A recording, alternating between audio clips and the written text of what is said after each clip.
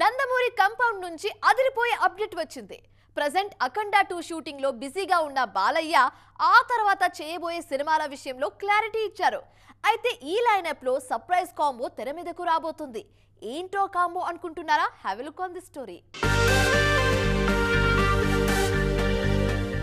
వరుస black busters తో super form లో ఉన్న నందమూరి బాలకృష్ణ అప్కమింగ్ సినిమాల విషయంలోనూ జోరు చూపిస్తున్నారు. ఆల్రెడీ గోపీచంద్ మలినేని కాంబినేషన్ లో నెక్స్ట్ ప్రాజెక్ట్ ఉంటుందని కన్ఫర్మ్ చేశారు.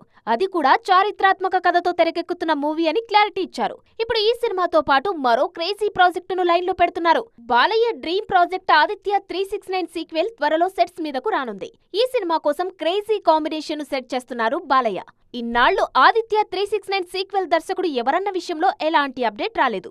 బాలయ్య డైరెక్ట్ చేస్తారని, నాగస్విన్ పేరు పరిశీలిస్తున్నారని రకరకాల వార్తలు తెరమీదకు వచ్చాయి. కానీ ఫైనల్ గా క్రిష్ దర్శకత్వంలో ఆదిత్య 999 లైన్ లో పెట్టబోతున్నారు Balakrishna.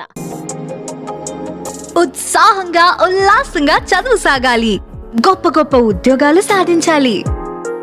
Vignan deemed to be university. గతంలో ఈ కాంబినేషన్ లో వచ్చిన గౌతమిపుత్ర శాతకర్ణి ఘన విజయం సాధించింది.